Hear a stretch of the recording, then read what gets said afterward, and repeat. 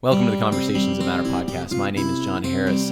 Today, we're going to be talking a little bit about the coronavirus. I know you probably didn't know that, couldn't guess that, but it's obviously being talked about everywhere. And so I wasn't going to do a podcast this week because I'm very busy with some personal things. But I thought, you know what, the world is really weird right now, and especially for those who really like the podcast, I don't want to make it weirder by skipping a week. I mean, I usually put out a podcast every week, so we're going to at least have one thing that's normal this week, and that will be this podcast. So I'm going to be talking kind of fast, so if you usually listen at double speed, you may want to slow it down for the monologue. But after the monologue, we're going to talk to Dr. Bob, as we affectionately call him, at Duke University Hospital, and we don't reveal his name because, well, he's a fan of this podcast, and that's enough of a reason, you know.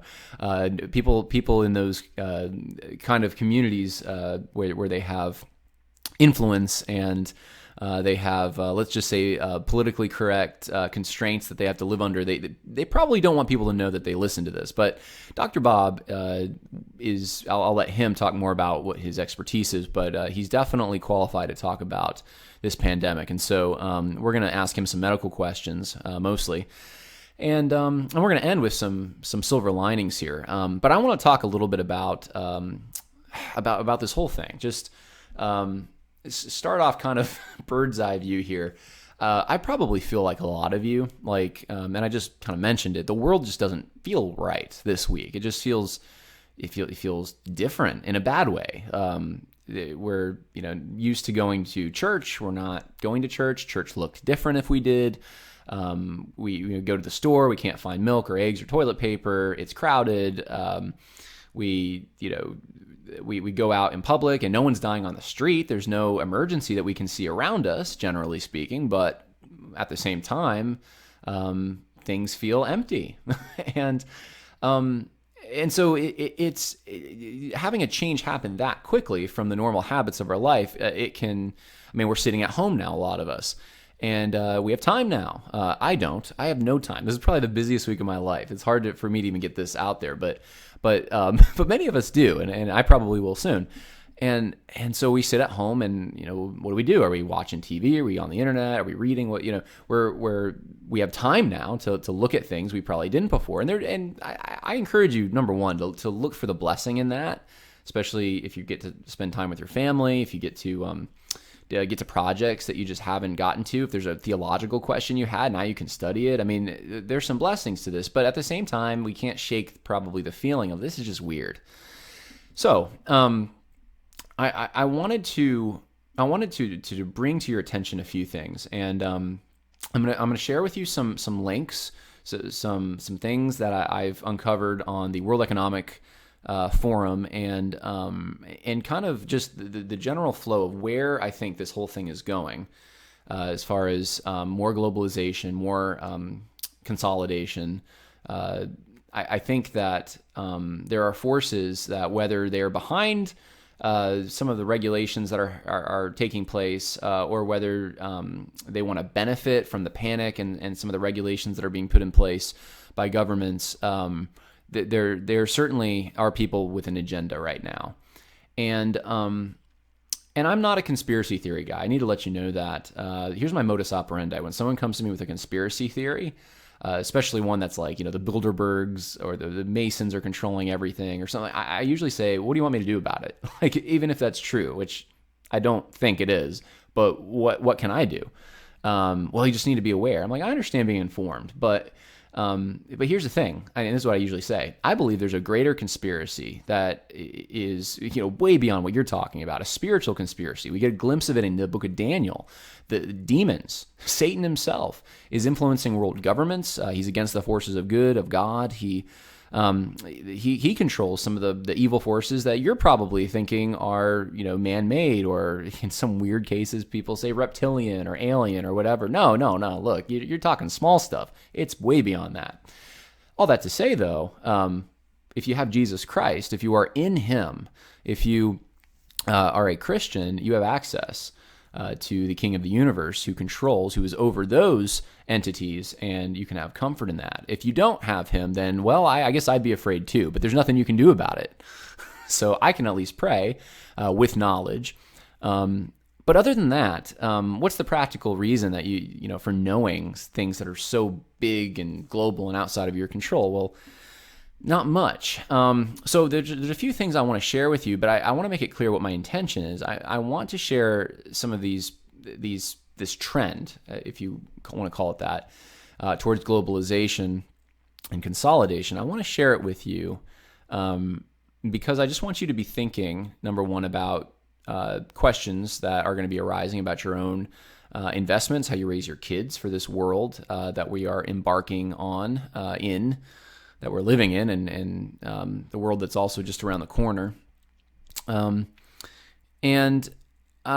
want to get behind, I think, what's enabling this, because there's a fear that I think is driving people to be more, it's what I saw when I went to the store and there's no toilet paper, right? There's a fear, there's a willingness to trade in liberty for security. And I think there's a sense of personal responsibility itself that is lost.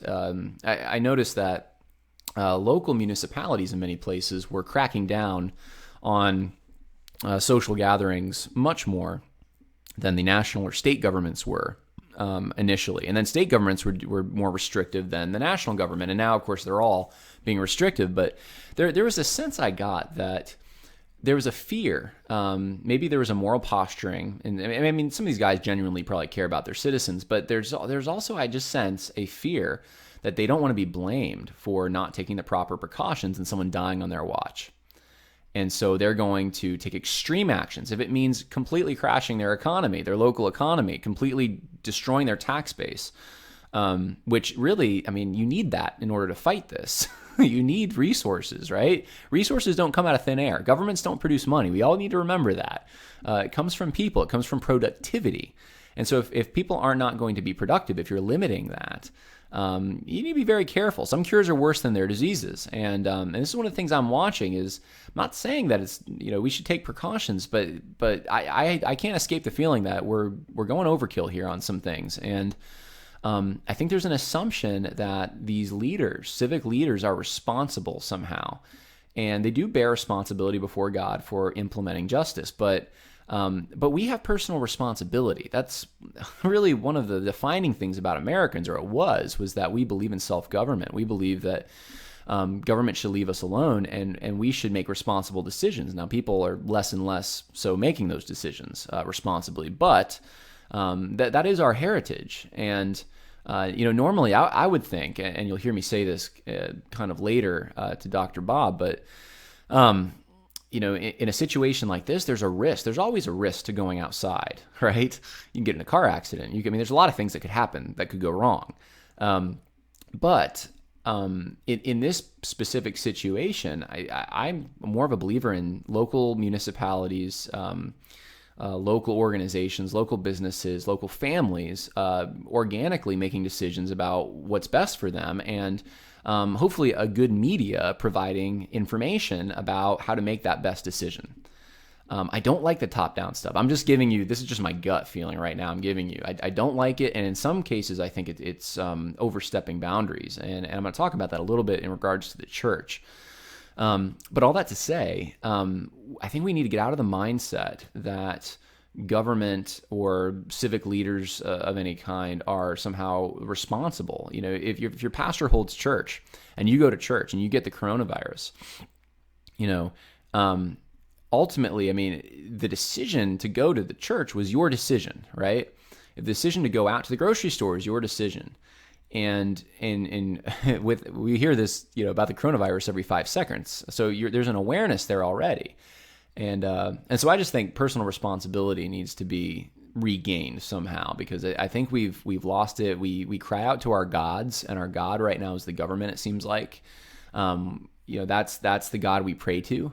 It really is our Father who art in Washington at this point. Every time a hurricane blows through, every time a pandemic happens, it's what's the government going to do? And I'm on a tangent at this point, but I was glad Donald Trump did a National Day of Prayer, and we probably need to have another one. But in addition to prayer, humiliation and repentance would be nice. Look, the possibility that this is the judgment of God, why not?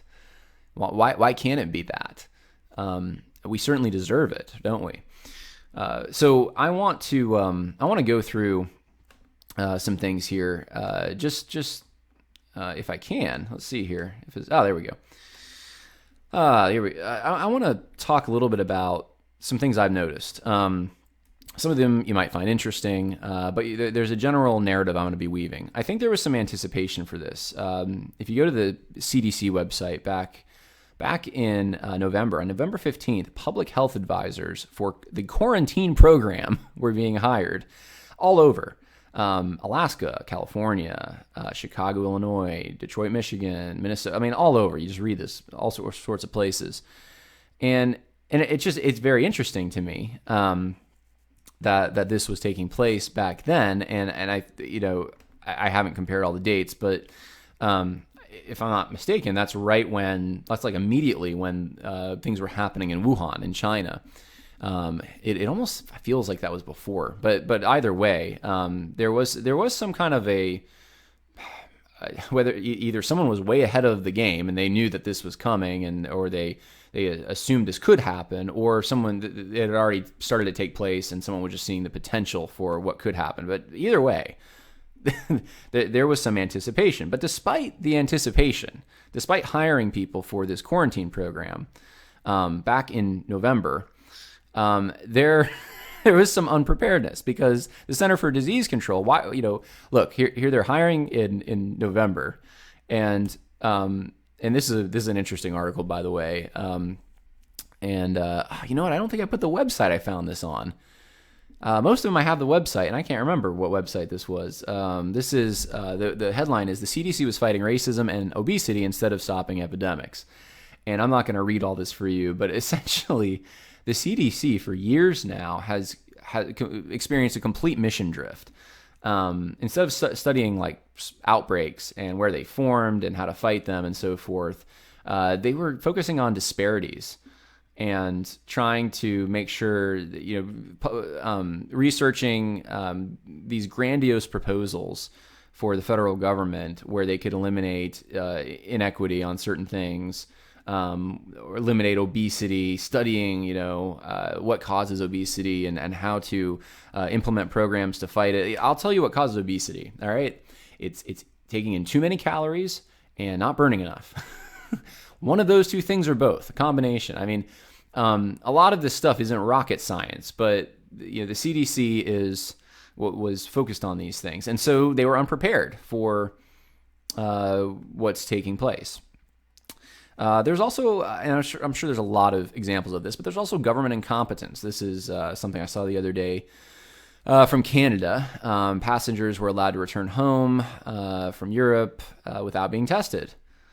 And they were given a pamphlet, but they were not tested. And so just some basic common sense things weren't followed. And of course, restrictions have been imposed now. And this is, a few days ago, maybe this was yesterday, I don't even remember. Time is just weird right now with how fast things are happening. But when Cuomo had, I think it was yesterday or the day before, said that we're going to shut down restaurants, gyms, and bars by 8 p.m., I thought, this is crazy. How can someone do that? And now, of course, we're seeing this everywhere, and more severe restrictions than that. We're trying to make sure that we get the most clear, best guidance to give people. So, Judge? Okay, with respect to bars and restaurants, there's a couple of different issues there. I do not believe I have the legal authority to do that. Section 418 of the Government Code gives me powers under disaster, which I do have. If I read those the way that I read them, I can apply uniform hours to businesses. I can't pick and choose. But let's get past Section 418 of the Government Code right now and talk about the U.S. Constitution, which forbids me from depriving you of liberty or property without due process. So I think if we got past Section 418, I'd still have a constitutional problem. As the doctor mentioned, cities might have some different tools to work with. I don't have them. I don't believe I have any authority to close bars and restaurants. And so my head's spinning. It's almost like too fast to digest what's actually taking place. But that is taking place all over. And of course, the economic ramifications, I can't even imagine. This was an interesting thing. This is actually from back in February, but this is what was happening in China. And I don't know if it'll happen here or not, but the government was literally taking physical currency to be quarantined because it may have the virus on it. And who knows what else they were doing in regards to the money supply. I don't know, but that was, this is the extent to which this kind of thing can go. Then we had a run on a bank in Midtown. They were cleaned out of $100 bills. And of course, the stock market has been steadily going down. And so I think people are panicking in different sectors. And now it's not so much the coronavirus that's making people panic. It's now the response to the coronavirus. Because of these responses, people are panicking further. And so you have things like in Denmark, the parliament ruled on last Thursday, unanimously. They passed an emergency coronavirus law, which gives health authorities powers to force testing, treatment, and quarantine with the backing of the police. So, imagine that happening here. That would be incredible. And then here's another one: bars, restaurants closing in Illinois, etc. And so here I'm going to start showing you some things I found on the World Economic Forum website. So these, just so you know, these are the kind of global elites, globalist friendly organizations, publications. And so if you want to know kind of like where globalist thinkers want to take things, would be where you go. And so Trump's trade policy, not good, hampering the U.S. fight against coronavirus, from the Peterson Institute on International Economics. And, they're arguing that medical supplies from China, we could have easily been more prepared and had more of those supplies if Donald Trump hadn't started his trade war. And of course, those restrictions have been lifted at this point. But you're going to see a trend as I show you the rest of these articles. There's a theme here. In the New Yorker, and I found this again through the World Economic Forum. They were linking to it. The coronavirus calls for wartime economic thinking. Here's a paragraph. The world is de facto at war against the virus rather than against each other. This is the good news. Oliver Blanchard, the former chief economist at the International Monetary Fund, tweeted on Monday. He went on to point out that during the Second World War, the federal deficit as a percentage of the GDP rose to 26%. As the Roosevelt administration spent heavily on armaments and other programs. Let's not be squeamish, Blanchard added. So what they're essentially saying is treat this like you're in war, like a physical war, and don't be afraid to go into debt. And so, yes, run up the spending bill right now because we're at war. There's proposals now for universal basic income. I mean, that's been there before, but more than that, actually, in this article, and I didn't pull up the quote, but even Mitt Romney was saying we should, because of this emergency, this coronavirus emergency, we should. I think it was like $1,000 or something. We should give to every American. It was something like that, or every family. But he wanted to give this across the board kind of monetary from the government, monetary. I guess, gift, for lack of a better term. In fact, it's not a gift, though, when it's your money, but they wanted it's redistribution if it's not your money. And he wanted to do this because of, I guess, to help people out, the missed work, business problems, so forth and so on. Donald Trump is, of course, bailing out airlines, and it looks like possibly cruise ships, $50 billion handout. From the government to help through the current downturn in travel. This is amazing. Do you think any of this could have happened without the precedent that George Bush put in place, really, and then Barack Obama continued and made worse during the 2008 economic downturn? I mean, this is incredible that it's not even a thought. It's just, of course, the government's going to help these industries, which, again, that's your money. That's not, the government doesn't have money. It's your money. You're paying American Airlines. Of course, more global control here. Here's some articles. Center for Global Development, Coronavirus Response. Time to take the G20 seriously again. World Economic Forum, how the coronavirus market turmoil compares to 2008. Third, and here's one of the points they make, the global business community needs to come together to help lead the recovery. The World Economic Forum's COVID action platform aims to galvanize both governments and business leaders to do just that. And what's the COVID action platform? Galvanize the global business community for collective action. Protect people's livelihoods and facilitate business continuity. Mobilize cooperation and business support for the COVID-19 response. It's all about coming together. That's going to be the theme you're going to be hearing. It's going to be, private businesses and corporations and governments and everyone just consolidating to form something.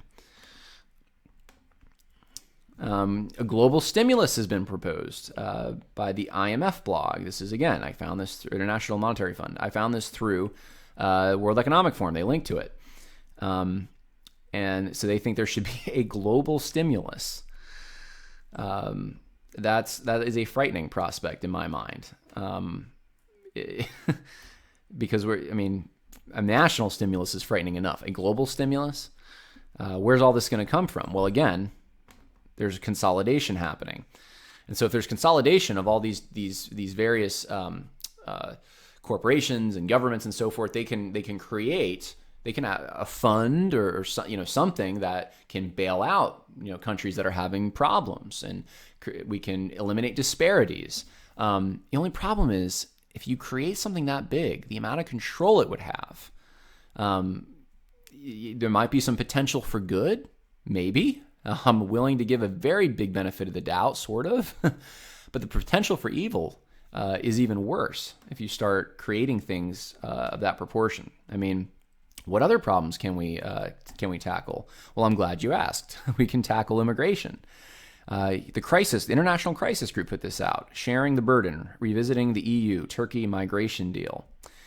And the point of this is, I'm going to just read, as the European Union and Turkish officials revisit the 2016 deal in the coming weeks, the two sides should explore options for modernizing the customs union and fostering the integration of refugees in Turkey. They should also assess the prospect of offering substantially more humanitarian aid and other assistance to civilians in Idlib. Worries over the spread of the coronavirus among these vulnerable populations who may soon be on the move is all the more reason to take measures to address their desperate conditions. Progress in these areas is more realistic than efforts to unstick complex talks on visa liberalization or accession that are conditioned on Turkey meeting a long list of criteria, etc. So this is trying to, in some ways, is pulling the heartstrings, but we need to up our humanitarian aid.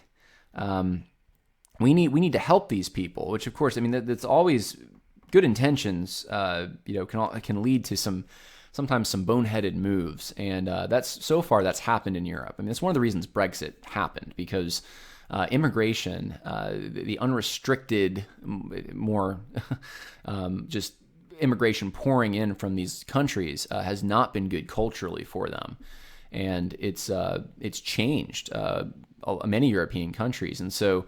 Now that there's a crisis, it's kind of like, well, let's up more compassion, more resources, more money being poured into helping these people and bringing them in. And I don't have a long time. I don't have any time really to get into a big discussion of this, but we want to help people, especially as Christians. We want to help people, but what's the mechanism we ought to be using to do that? And how do we help people out of a hole when they're in a predicament, that is generational, that every generation lives in the same kind of grinding poverty or the same kind of tyranny?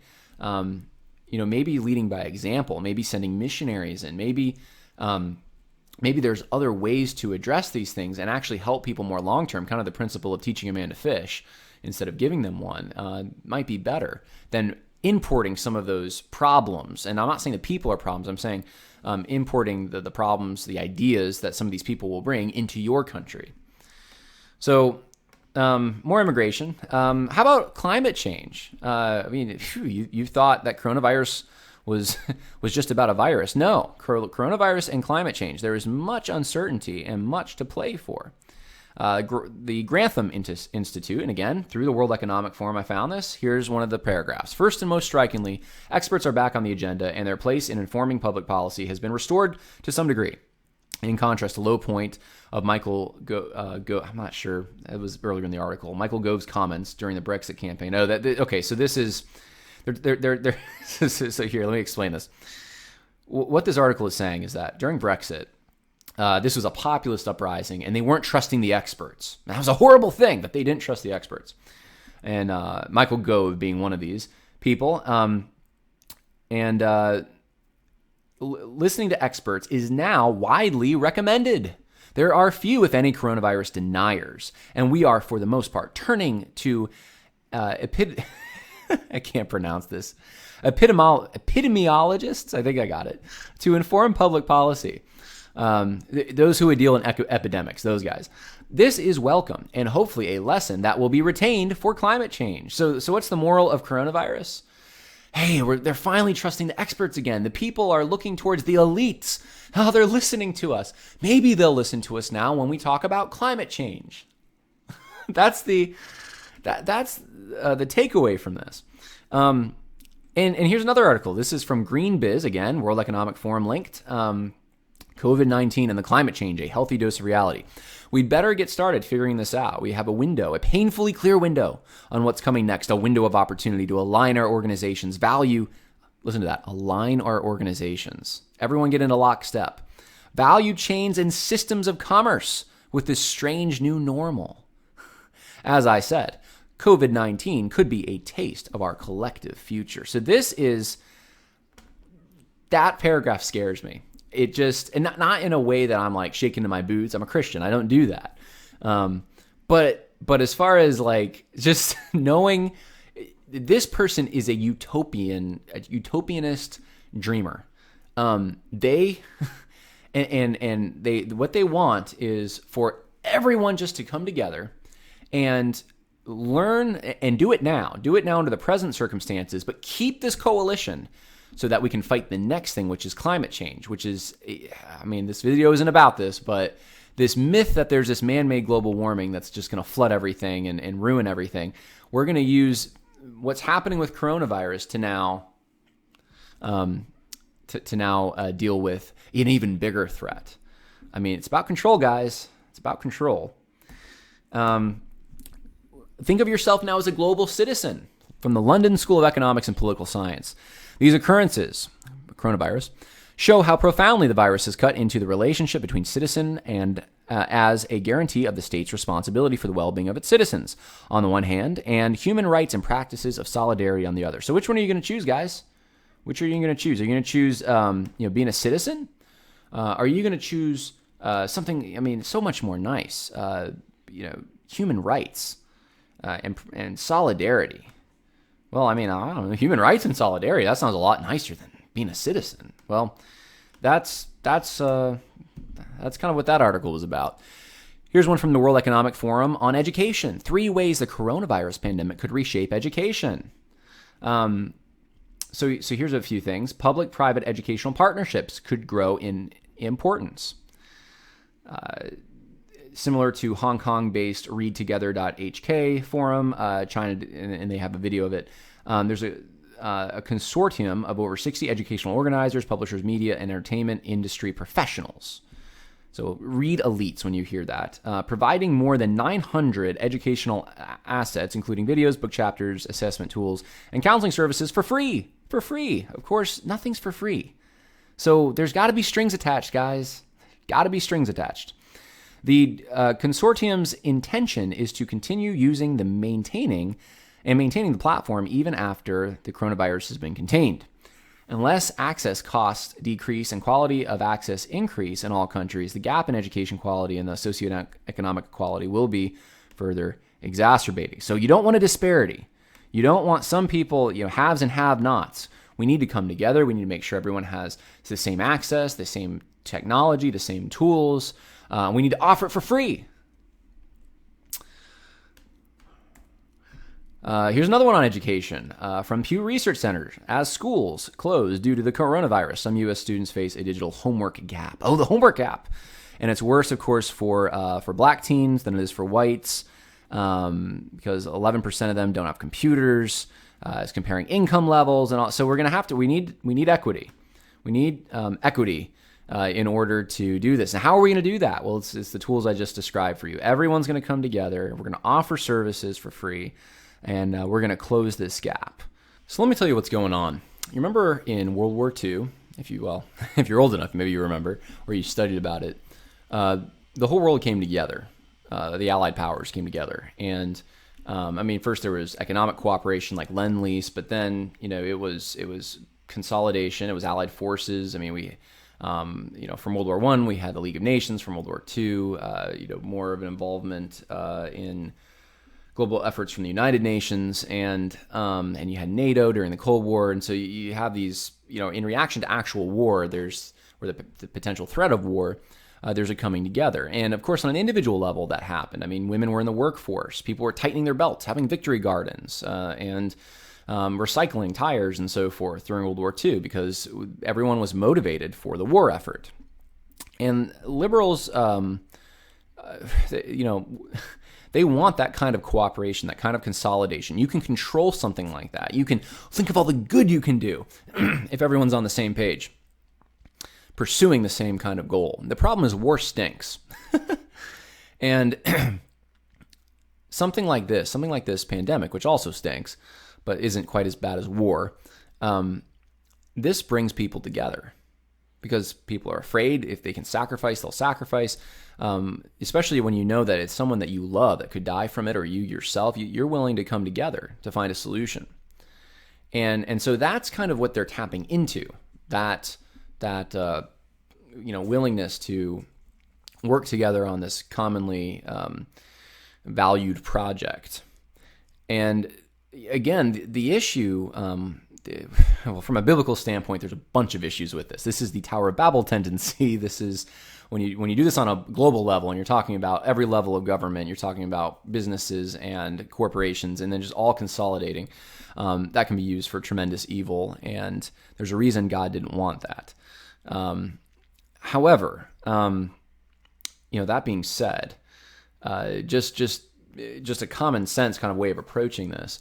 Even if you can do tremendous good, if you start creating the kind of entity or entities that have the backing of armies or private armies, or there's force that can implement some of the things they have, or they're going to control your education for free, but there's strings attached with it. They can indoctrinate your kids.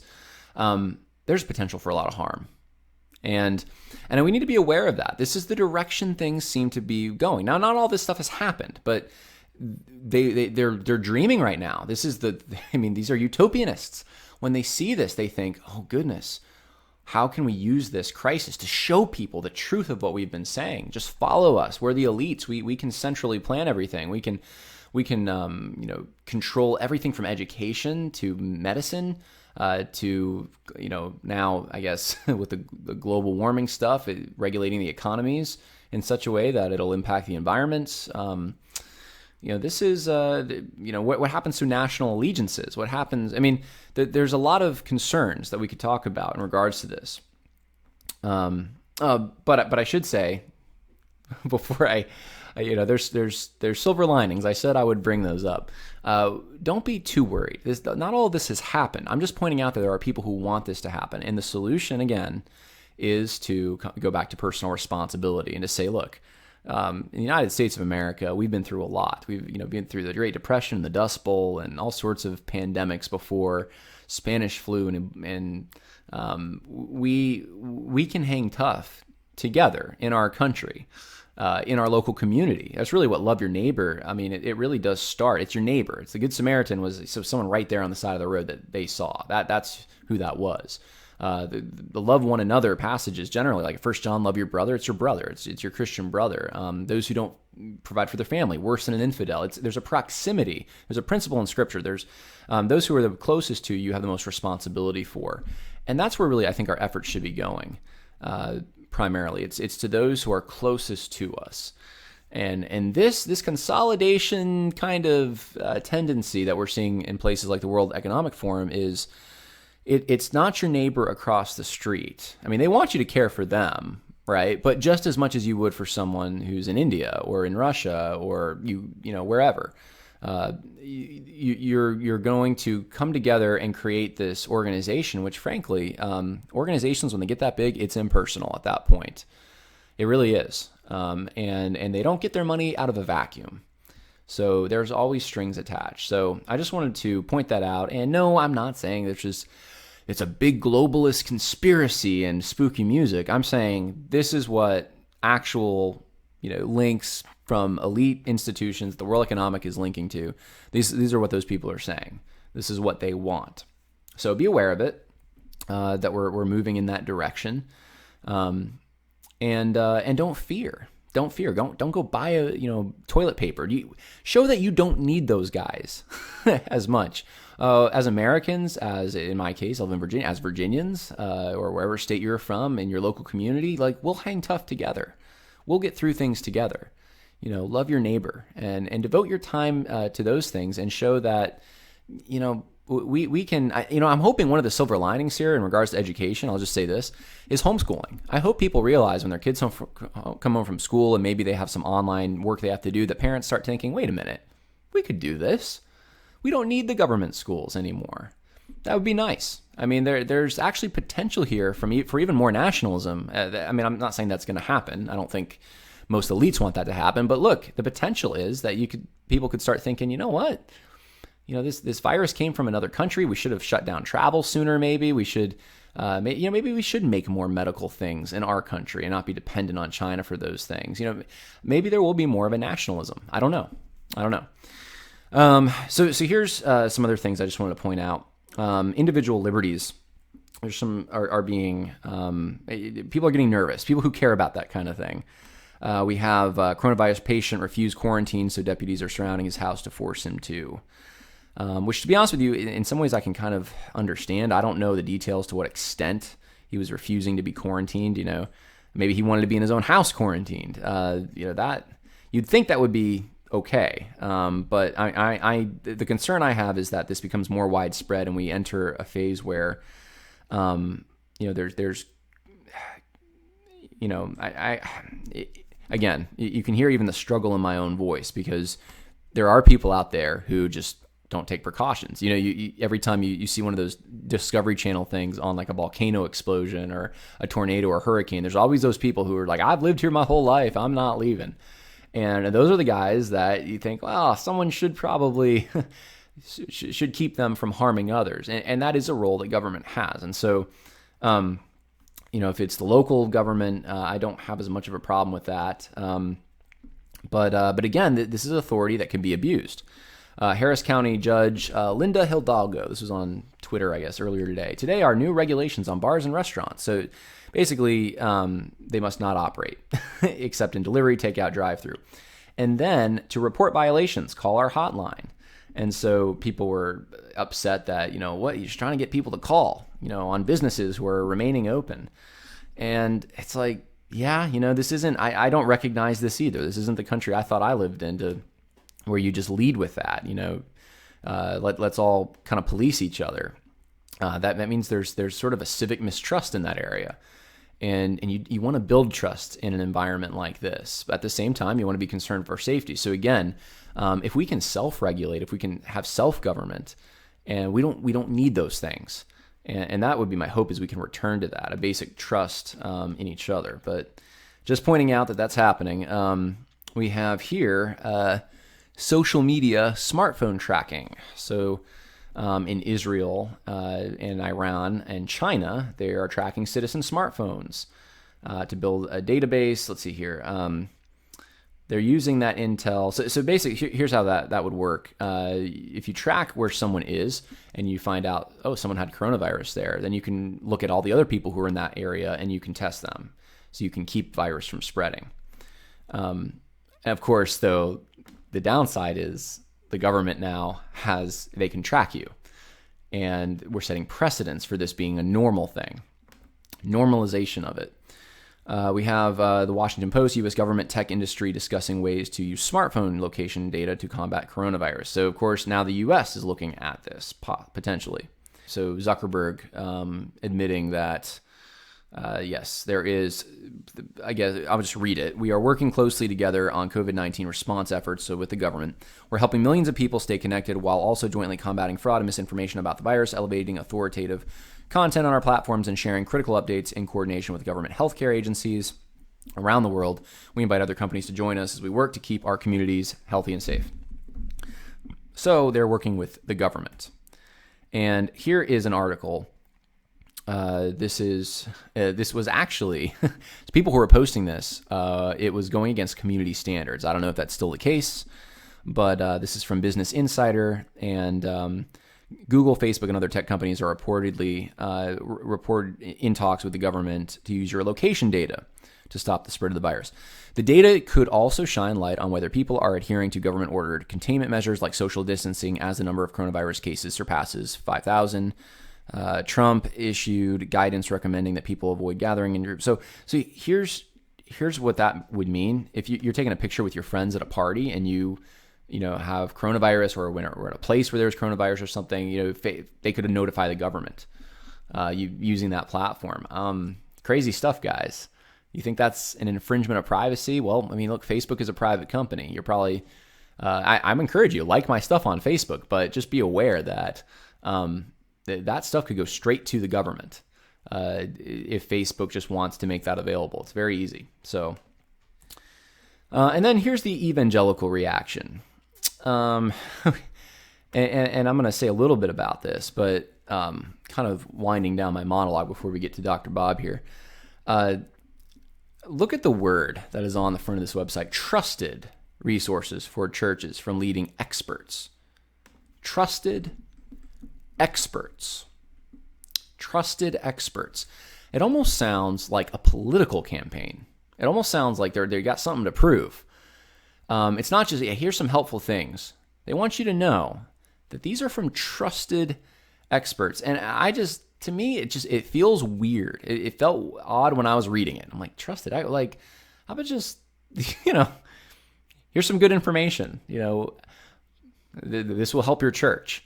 Why does it have to be? Why is it a pull to get you to look at these people and platform them in your mind like they're the experts? I mean, did John MacArthur get a call? Who's the expert? Because I know, Rick Warren's not a doctor. He's the one on the front of this. So what makes him a trusted expert? The fact that it says that? Kind of weird. But they obviously, this is an elitist thing. I keep using that word, I guess. And elitist doesn't have to be a bad word, but there is a sense of superiority here. Like, these are the guys. These are the leaders. And it's not, these aren't the leaders Scripture talks about. These aren't, prophets, apostles, pastors, right? I don't think we have apostles now in that sense anyway. But it's not an ecclesiastical role, is my point. That's biblically warranted. This is a secular kind of category, trusted experts. And they're gonna tell you what to do. Now, what are the things they're telling you? Well, they have a book out, Preparing Your Church for Coronavirus, in a PDF, which was like really quick that they had a book out. This was a couple days ago I saw it, and I'm like, man, that was quick. Probably just had information and slapped that label on it. But here's some of the things that here's one of the things that says in the PDF. People of Asian descent have faced stigmatization and discrimination because of COVID-19 outbreak has its origin in China. Your church has an important role in promoting faithful preparedness and also in reducing fearful panic and prejudice. If you can find me one incident, I mean, look, I've been eating more Chinese food in the last month than I've ever eaten. And I think it's because every time I turn on anything or I walk in a room and, Planet Fitness or something and the media is on, it was talking about Wuhan for so long. And I'm always like, man, I could really use some sweet and sour chicken right now. I think it was like, it worked the opposite with me. But there's this idea, and I haven't seen one example of it, that there's racism against Chinese because of this. Why are evangelicals, the trusted ones, repeating this stupid farce that people of Asian descent have faced stigmatization and discrimination? And this made its way into a Preparing Your Church for Coronavirus book. Really, how does that help you in preparing for coronavirus to know that? Means your church is going to be really thinking about racism, I guess. And this is somehow, I don't know. Ed Stetzer, if there's any guy who's woke, Ed Stetzer would pretty much fit that bill. He is, I believe he's the head, if I'm not mistaken, of the Billy Graham Center at Wheaton College. And, there's a lot we could say about Ed Stetzer, but here's what he says for this. In this context, leverage ways your church is already speaking out on behalf of the marginalized and vulnerable. Ensure the fair distribution of resources so that these groups don't fall through the cracks amidst the public health crisis at hand. It's just a weird way to phrase it. This isn't biblical language. Help the orphans and the widows, right? Marginalized means there's an action being taken against them. Marginalized, this is used frequently in the social justice circles. I'm not saying that there's no one who's marginalized, but this is overused word. And how about just making sure everyone has help? Help your people. Don't show partiality. But leverage the ways your church is already speaking out on behalf of marginalized and vulnerable, fair distribution of resources. He's worried that that they won't do this, that this isn't the way the church is for some reason. The church, it must be leveraged in order to do this. I'm just pointing out the language. It sounds an awful lot like the social justice language we get in, liberal circles in the world. Derwin Gray here. We fight with faith, hope, and love. Sadly, there have been incidents where Asians have been the target of racism and prejudice because of COVID-19. Teach your people to treat everyone as though Jesus died for them because he did. We are to love our Asian sisters and brothers in this time of anguish. That makes me so mad. It just rubs me the wrong way. That this lie, this farce that because of coronavirus, Asians are being marginalized or treated in these unfair ways. And you see 3 instances in this website, links on this website and so forth to at least to that. That's the issue. Your church needs to be more equitable and so forth. It's like that. This is part of fighting the coronavirus, apparently. But they are the trusted experts, though. So there is that. One thing the website did not address, that I saw at least, and it is the question I think a lot of ministers, though, it's pretty much the number one question that ministers right now I think are focused on, is do we at some point reject whatever stipulations are coming down on us? For instance, like I was hearing on a podcast today in the state of Washington, specifically churches were singled out as places that could not assemble because of the spread of this virus. And the question then becomes, is the church, and this is a question I really want everyone to think through, is the church an essential element of the culture, of society, it is like grocery stores. Think about it. Grocery stores are still open, right?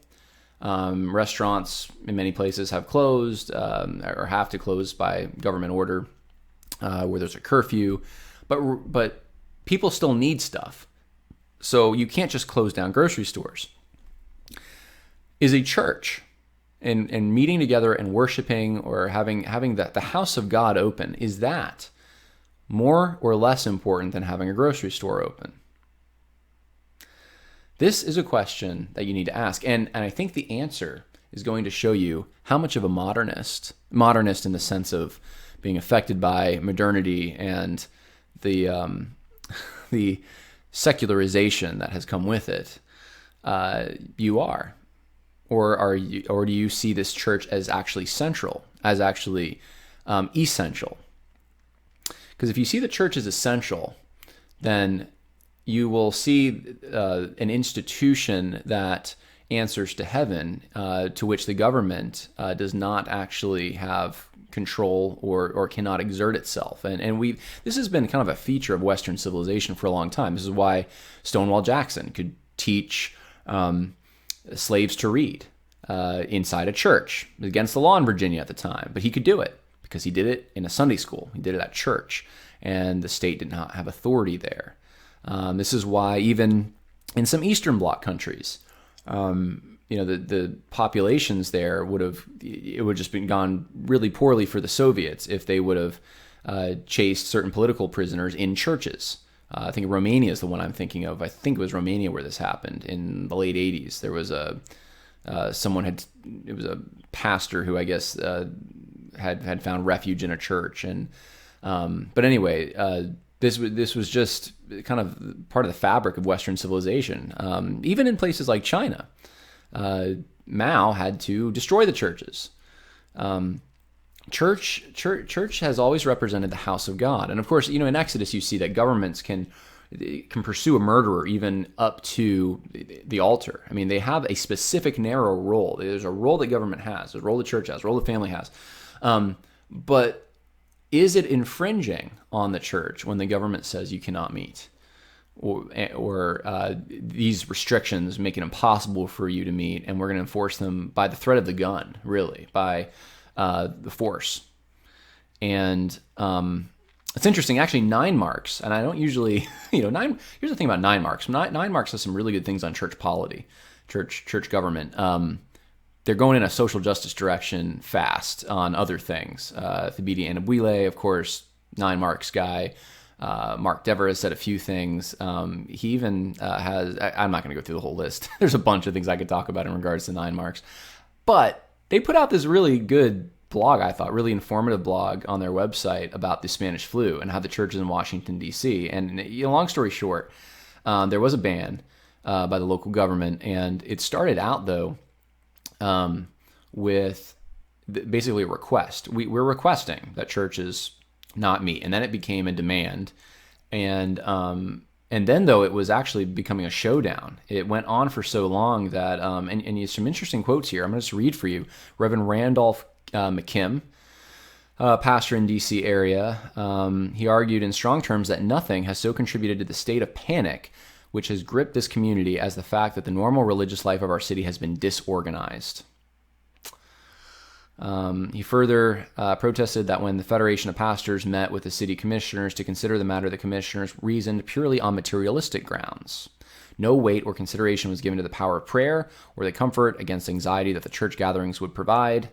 In the author's words, that prayer had any efficiency in the physical world was an idea that was given no hospitality by the commissioners. Another Baptist pastor, Milton Waldron, J. Milton Waldron, said that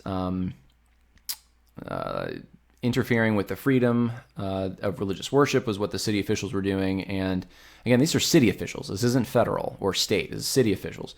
I guess in D.C. you just have the city. You don't have a state necessarily. But said that his people feel that the authorities are woefully lacking in reverence to God and wanting in a correct knowledge of the character and mission of the church when they place it in the same class with pool rooms, dance halls, moving picture places, and theaters. And he said that the Christian church is not a luxury, but a necessity to the life and perpetuity of any nation. And so I would encourage you, maybe go check that out, because those are some wise words, some words we need to be thinking about. The church really should be, that is a sacred space, as the place of God that represents eternal things. And can the government force? Well, I know there's some pastors out there, not many, who are ready to fight.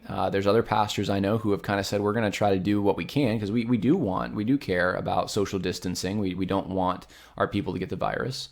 But there's a line, though, that they say this line may not be crossed. We're not going to indefinitely do it this way. And then there are other pastors who are just, internet's fine. Oh, that's not church. Yeah, it's good that you can get some things through the internet, but that's not the idea behind church, coming together using your gifts. And so anyway, I just want to get your head thinking in that respect. Where are those lines, and what does it say that you have the trusted evangelicals putting out this kind of response, and that's not the question that they're even addressing. They're really a lot more concerned about the fact that you got to make sure your church isn't racist against Chinese people. This is ridiculous. All right, last but not least, this is a mega episode at this point, but we're going to talk to Dr. Bob, and hope you enjoy it. Dr. Bob, you've been with us before, and it is my pleasure to welcome you back to the Conversations That Matter podcast. Last time, you were talking about some social justice stuff that was happening at Duke University, and now you're becoming very quickly our guest expert on all things medical. But now you're going to be talking a little bit about what everyone's talking about, which is the coronavirus. So thank you so much for joining me. I appreciate it. Well, thank you for having me back, John. It's certainly good to talk with you again. I'm not sure I would claim medical expert on everything. I'm still only in my training, but I can at least give you what I know. And I would say to all the viewers out there, if you want direct medical advice, please speak to your personal provider. Yeah, well, Dr. Bob, you do have some unique abilities in this area on a few fronts, which is one of the reasons I wanted to interview you. And I know partially because you do work for Duke, and you are a fan in some respects, at least from what you've told me, of this podcast. We're keeping you anonymous for now, but this is for those who listen to the podcast and enjoy it and want to hear my take, and I want to hear your take. So we're going to talk about this coronavirus deal. Tell everyone a little bit about yourself, though, as far as what kind of work you do, without giving too much away for identity purposes. Yeah, well, that's the problem, is because I'm so unique. It's kind of hard to keep myself under wraps. But my background is that I did my undergraduate degree in biomedical engineering at a top 5 U.S. engineering school in my home state. After that, I proceeded to go to medical school, and also picked up concurrently with my medical degree a master's of science in public health with a concentration in biostatistics and bioinformatics, which sort of plays off of my engineering background. And so I really have two passions. I have a love for medicine, but also a love for data science. Both passions going all the way back to early childhood. I started programming for the first time my freshman year of college, which is kind of funny because I actually hated my first programming class, but now that's actually something I could potentially see myself doing in addition to doing the whole medical thing. So some of the research that I do, I have field-specific research, but also more translational research that I do here. It involves artificial intelligence research, whether that's image analysis or natural language processing, looking at images of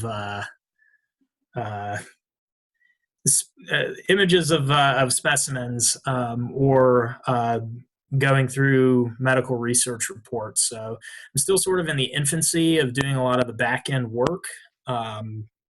I have a pretty extensive background in the Python and R programming languages, to be specific. Okay, that's a lot. I think it's probably You're very smart, and we all understand that now. For sure. I definitely don't know what half of those things are that you just mentioned. So I know you have some experience in disease control. I know you were telling me. Well, at least I've studied it. I have a master's degree in public health, which I guess means something. Yeah, well, I would think so, combined with all your other abilities and skills here. And I know you were telling me before we started recording, you're actually going to be taking part in doing some research that is related to the current crisis that is sweeping our country and our world. So, and I'm not expecting you to get into all of that, but just wanted people to kind of be aware of who you are, what you do. And I know your microphone was popping a little. I don't know if it's too close to your mouth. Just wanted to make you aware of that real quick before we get into the meat here. So here's the first question. I think I am not unique in this. I wasn't even going to put out an episode this week, but this thing has gotten so much bigger than I ever thought, even a week ago, it would become. And there's so many different facets to it. You have obviously the biological element. You have a political element. There's a religious element. And so I was hoping to start off with biological elements, since that's your area. What is this virus? And can you explain specifically kind of like how it invades the body, how it spreads, the mechanics behind it? Yeah. So the first thing for your users who don't really have much of a biological background, the first thing to note is that this is a virus that is the pathogen or the disease-causing agent. Viruses are small infectious agents that have genetic information, so DNA or RNA, which that's actually a very technical term, that they can replicate inside living cells, but they lack the basic structure and function of living cells. Therefore, for the longest time, they haven't really been considered to be living organisms per se, because they lack the key components that actually make a cell. And scientists, biologists have typically considered cells to be the basic unit of life, which makes it difficult when learning to treat these things, because all of our antibacterials or antifungals that target, bacterial or fungal pathogens, those attack components of the cell. And so those components are lacking in viruses, which make viruses a unique challenge from both a clinical and a public health perspective. So this particular virus is the severe acute respiratory syndrome coronavirus 2. For some of your more politically or historically savvy listeners, the severe acute respiratory syndrome coronavirus was actually first seen in 2002 and 2003 in China in the quote-unquote SARS outbreak. And so this virus is the same coronavirus, but it's a different strain. So it's not genetically related per se to the original 2002-2003 virus, but it is that same form of coronavirus, so to speak. So there's an obvious question at this point. SARS was not what we didn't have the reactions, we didn't have the amount of cases and the severity. What makes this different? Is it that it's more contagious? Is it contagious in earlier stages when it's not noticeable, and so people aren't naturally keeping their distance? What's going on? It's still hard to say exactly why this is so much more severe than the original SARS outbreak. We're still sort of in our infancy and learning all of the epidemiology behind this thing. I think part of it definitely has to do with a slow reaction on the part of governments, both locally where the virus originated from, as well as internationally once the virus began to spread abroad.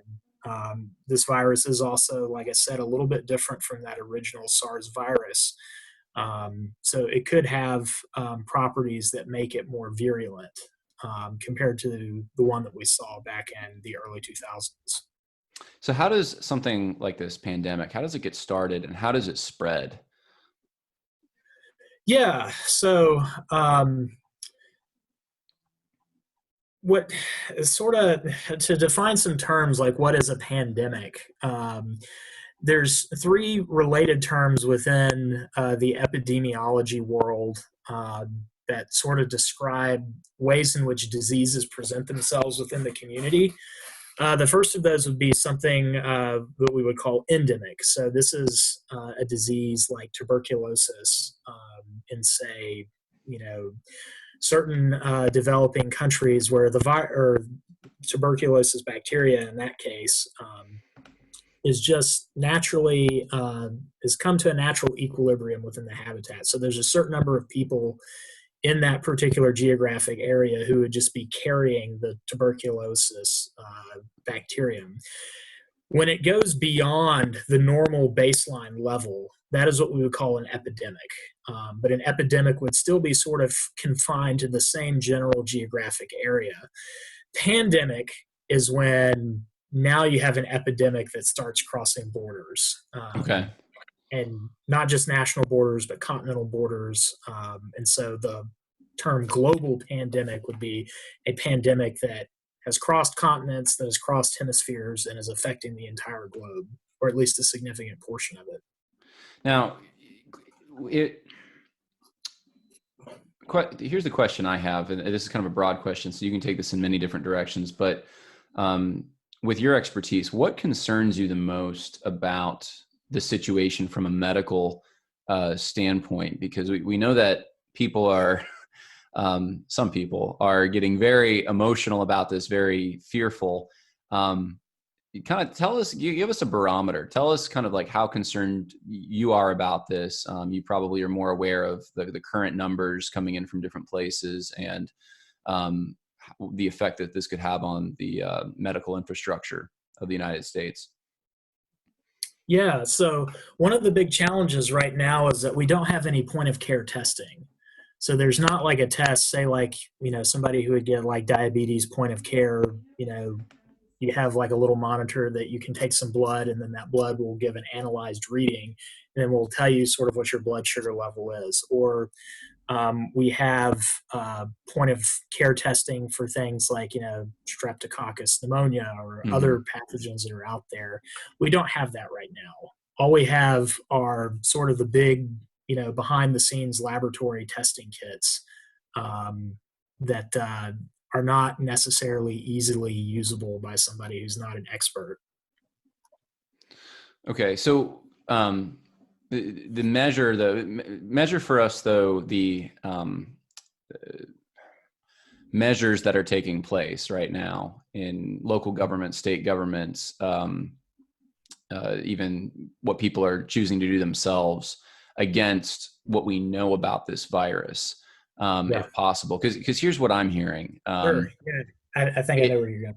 Yeah, it's not really something that will kill you if you're young and in good health. It's something that the median age is about 80 years old, and of course, the numbers keep changing as far as what comes in from Italy, which I know is a culture where it's aging and everyone's kissing each other, and then the numbers that we have from China, and then the numbers are being currently updated. But there's a kind of a lag in what we the numbers available to us here in the United States. But I realize we have limited information, but with what we do know, which is what I'm interested in, why are the reactions the way they are? The social distancing, canceling businesses and churches. Is this something from a medical standpoint that is procedural or advisable? Or does this seem to you to be something that is overkill and, do what England did initially and what the governor of California, I think, was doing initially, which is just, nursing homes and places where people are susceptible, kind of shut those down, but don't crash your economy and your tax base, which you need to fight this. That's the root of it for me. Yeah. So one of the things about this disease, so when they caught the original SARS back in 2002, 2003, it was characterized by fever, cough, shortness of breath, some of the same signs that we see in this particular virus. But what was really concerning about it was how it spread, is that it spread through respiratory droplets. And which allows for very easy person-to-person contact. Basically, what I'm saying is if somebody coughs or is even just, breathing in close proximity, there's a risk for transmission of the disease. That's in contrast to something like the HIV virus, which takes, the exchange of bodily fluids. It's not something that spreads through the air.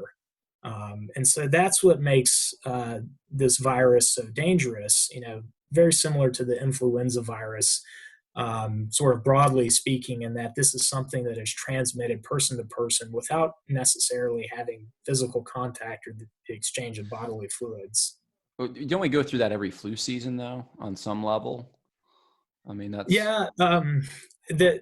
There is, the flu does have a much higher morbidity and mortality. So morbidity being the effect that it has on patients, people getting sick, and then mortality, people actually dying, than most of the general public would be aware of. But I've seen numbers on this virus anywhere from 4 to 80 times more a higher risk of death than the influenza virus.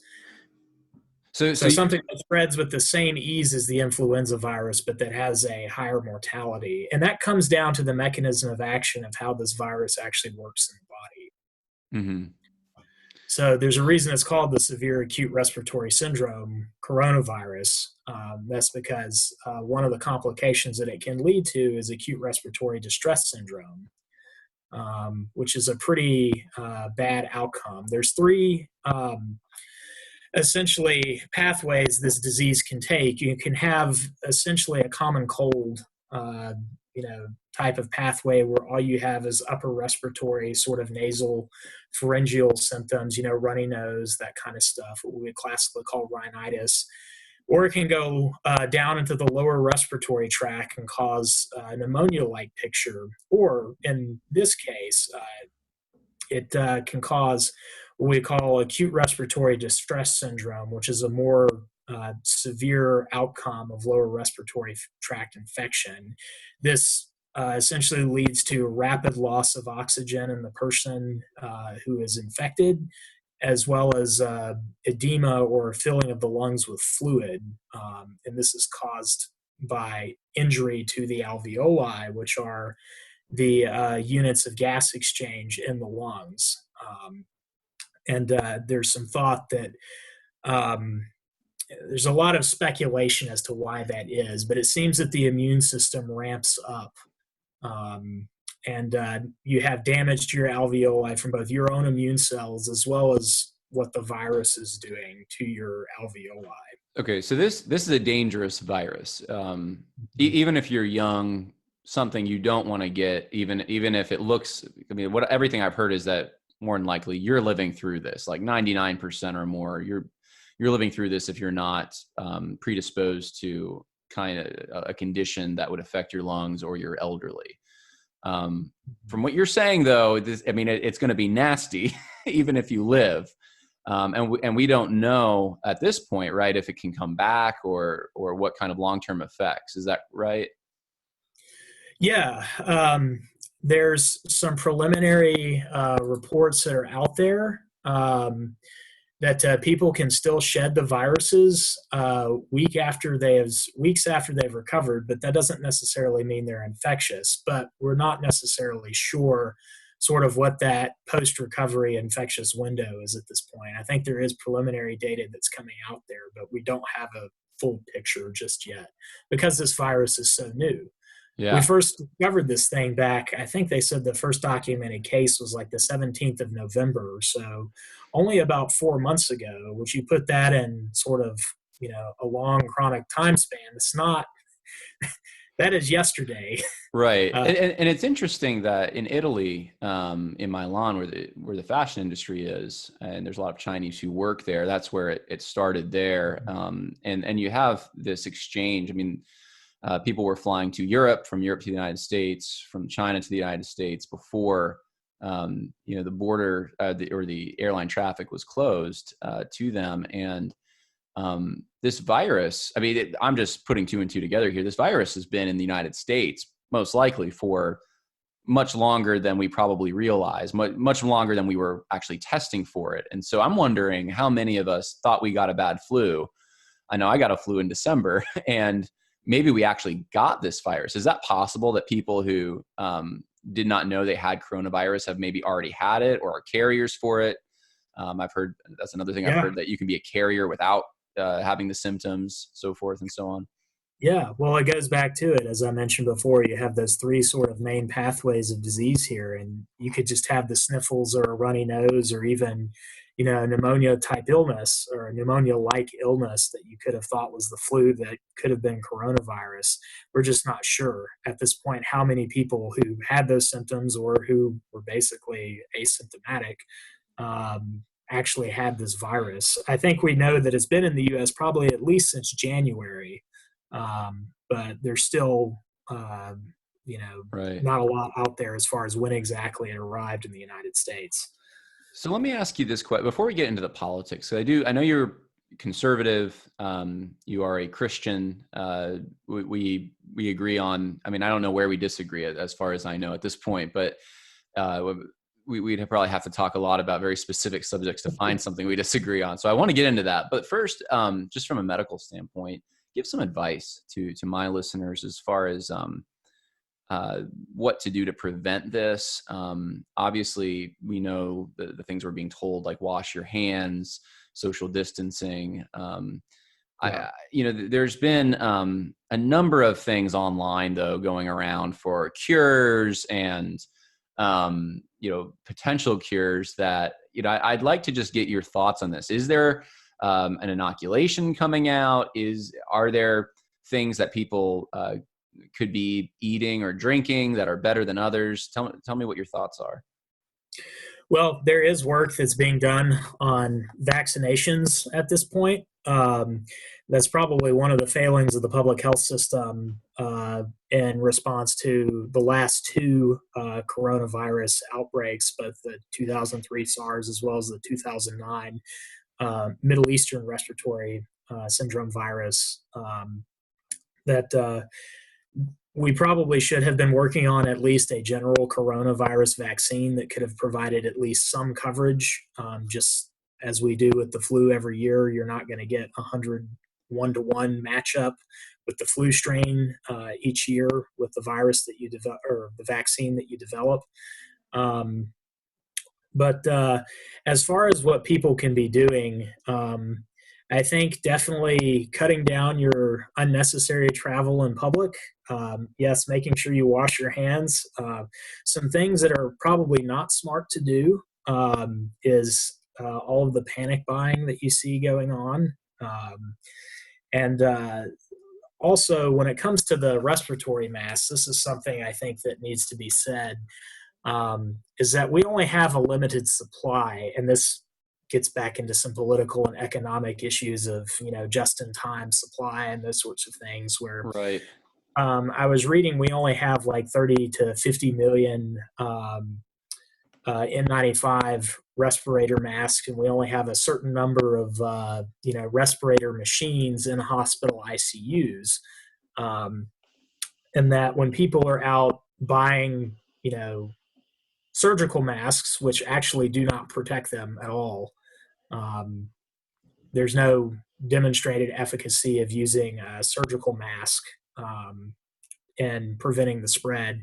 And for the masks that actually do prevent, something called the N95, those are masks that you actually, if you're a healthcare worker, you get fitted for to make sure that and trained on to make sure you're using it properly. So it actually doesn't do you much good if you're going out there and buying a mask that could be saved and reserved for a frontline healthcare worker who is actually involved in treating patients,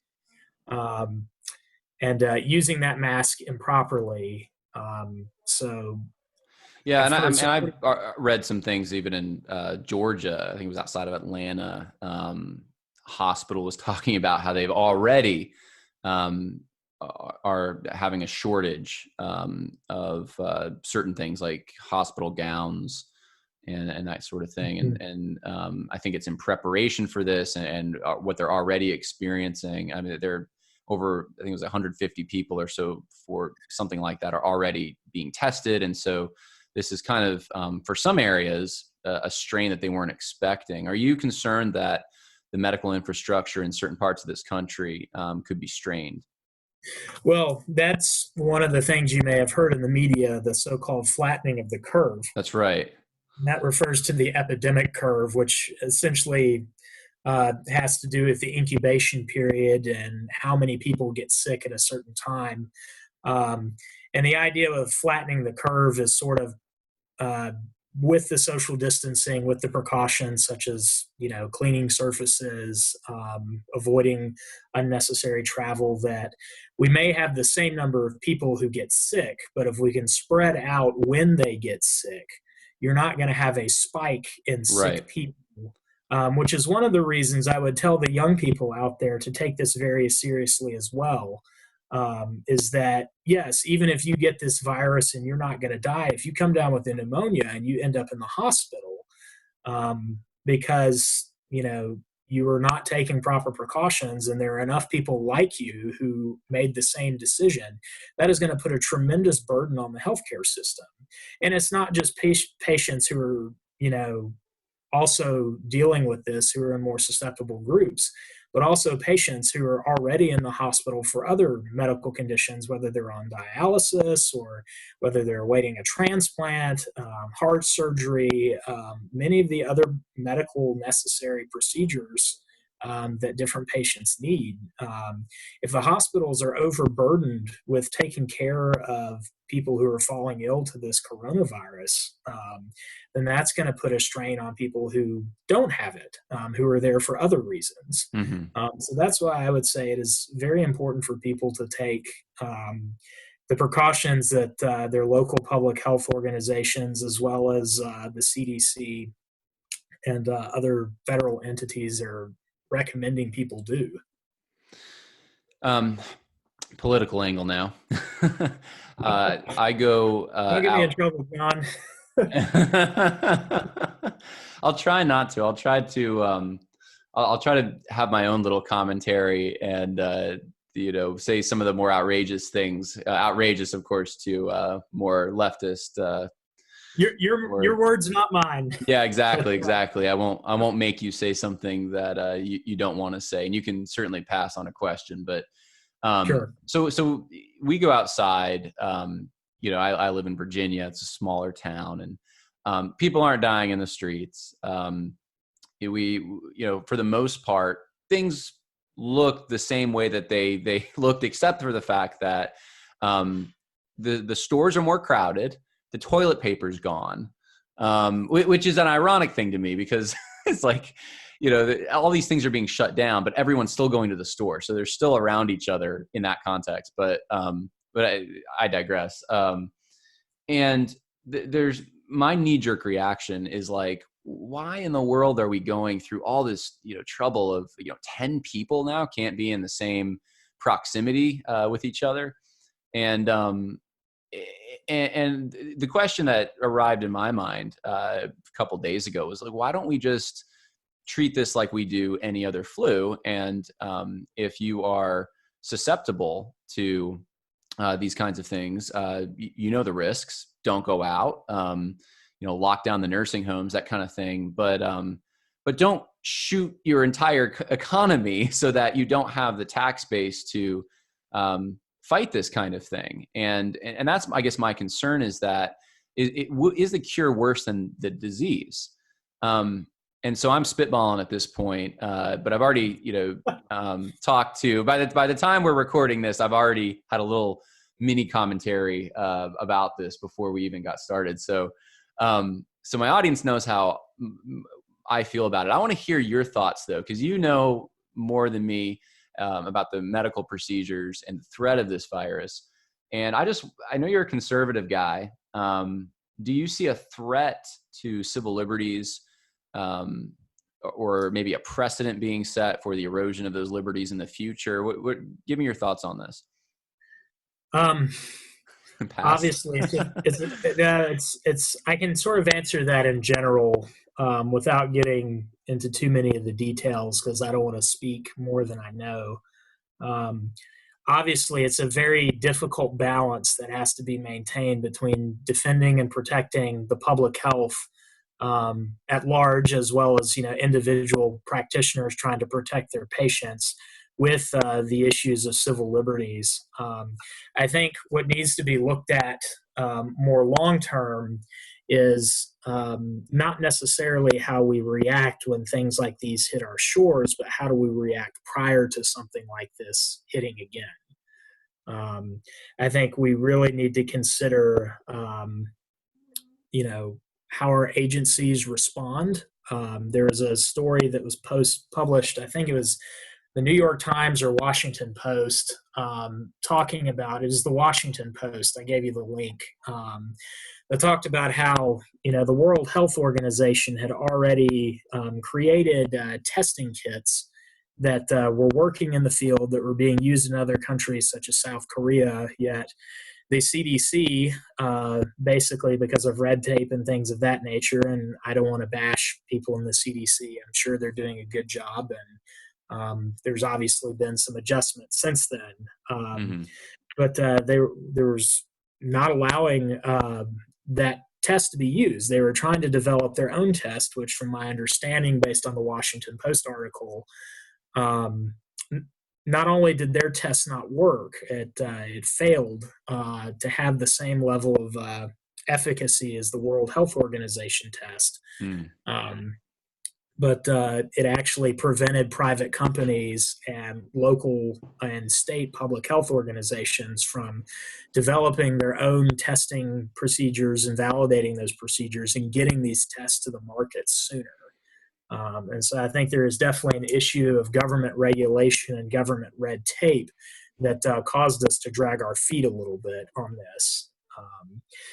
I also think that as soon as this virus had gone from more of an endemic level to an epidemic level in Wuhan and in the Hubei province of China, that we should have been probably reevaluating at our point. I don't know what the specific answer would have been, but reevaluating travel from those regions earlier than we did. And so now we're essentially living with the fruits of what that is doing. The information, if I'm correct in this, was not available at the time. I mean, we didn't have the numbers that were coming out of Italy, coming out of Wuhan, and so it didn't seem like the threat that it is now. If I'm not mistaken on that. Well, I have colleagues from China, and I have a great working relationship with them. But there is, I think, you can say I'm wrong. Yeah, no, there needs to be, I think, looking into, their government needs to do some self-reflection on their end as far as how they handled it locally. It seems like it probably spun out of control sooner, than they were anticipating. And Gotcha. It's something that they, as a nation, need to look into as well. It's not just, we obviously need to do what we can here in the United States, but we should encourage other countries to adopt, standards of public health and dissemination of information that, we have here in the United States, even if we do have an imperfect system ourselves.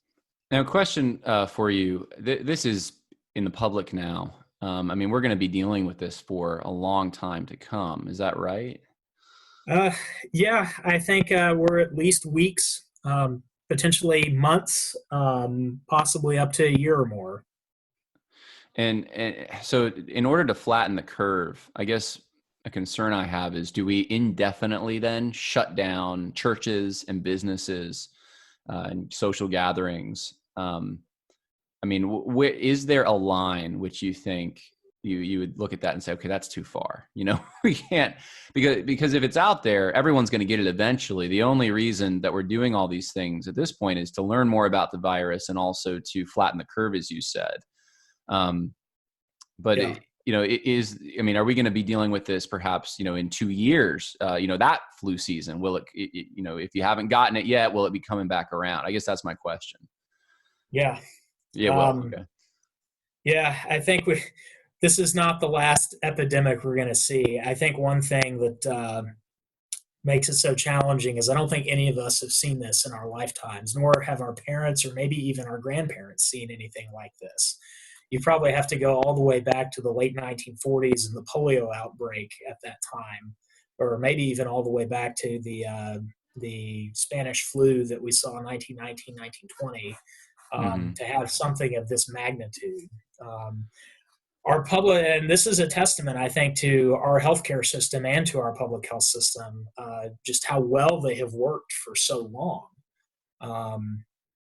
But as the world becomes more globalized, we're going to have to make a choice as to how far we want that globalization to go. As you globalize the economy, you're going to expose yourselves to, the issues that arise in other nations more and more. Yes, we used to have, two oceans that protected us from the rest of the world, but with high-speed air travel and, students from all over the world coming to our universities, and businesses that are commerce that is taking place. That's something that it's going to have an impact. We've never seen anything like this in human history, and so I think if we want to accept that reality, we have to prepare ourselves more to respond more quickly to things like this in the future. Now, as far as sort of rounding that back to your original question, John, for us as Christians, and now I'm speaking as a Christian, not as a medical professional, it's that balancing. It's balancing the first and second greatest commandments. Our first commandment is obviously to love the Lord our God with all our heart, soul, mind, and strength, and we want to do that in light of you and I being convictional Protestants, in light of the doctrine of sola scriptura. What does it mean to live out our faith in light of what the scriptures say? The scriptures command us in Hebrews, chapter 10, verse 25, not to forsake the assembling of ourselves together. 1 Corinthians 11, as often as we eat the bread and partake of the cup, we proclaim the Lord's death until he comes. We have the structures and ordinances of the preaching of the word, of the baptizing of those who have made professions of faith, and those who are confessing that faith, partaking of the Lord's table together. Those are things that we cannot put off indefinitely. But at the same time, we do need to balance that with being a good neighbor, and as Christians, setting the example for having a right obedience unto Caesar, as Paul talks about in Romans 13, understanding that the government has been ordained by God for the punishing of evildoers, and for those who are breaking the law. And in this case, I would say that application can be extended to those who are being reckless in a public health sense. But that is something we're going to have to ask ourselves, and what point that is, what line in the sand. I would say that I don't necessarily know where that is at, other than to say that we know what we are commanded in Scripture, and eventually we have to resume that. But in the meantime, we can use this time to be good neighbors and to proclaim the gospel, to volunteer with church relief efforts, to obey the authorities and everything that they say, in terms of reasonable, evidence-based public health practices. But I think there will come a time where, yes, we as Christians, we do have to express our faith. We're not the first generation of Christians down throughout the long march of church history that has dealt with epidemic disease. You think back to the Black Plague, or back to the early church with the Antonine Plague or the Plague of Justinian, or even into the Reform period where Luther and Calvin, and even up into the late 1800s, Charles Spurgeon. This was a daily reality. That's why there is such intense theological debate on so many of the issues that you see, whether it's infant baptism, is because death was a more present and immediate reality for people in those times than it has been for us today. And I think in a lot of ways we've become lax because of the prosperity, because of the structures that prior generations had built, that have kept us insulated for the most part. And so I think there is going to have to be a reevaluation for how we as Christians, interact with government, and how we interact with our fellow citizens. Well said. I appreciate it, Dr. Bob.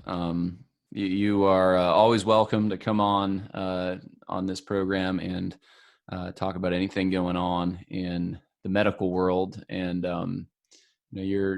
your advice, both on a Christian level and as a medical expert, are invaluable. So definitely appreciate you sharing that.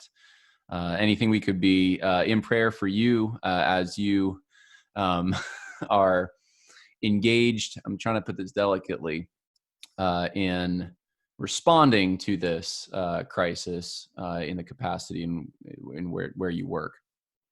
Yeah, well, I've definitely heard coming out of Italy that there've been a number of healthcare workers who've been infected, and even in China before that, and healthcare professionals, both doctors, nurses, and other allied health professionals who have succumbed to this disease. And so there are people out there every day who are putting their lives on the line, um, and being in prayer for them, understanding that one of the things I used to say back during medical school when I'd interact with people who had come from seminary, they're like, what's the way I can get involved in, the city or ministry? And it's like, well, doing hospital chaplaincy work and, that kind of work. Obviously, there's public health restrictions and precautions at this point, but as we begin to recover from this and some of those restrictions come off, as people who are more professional,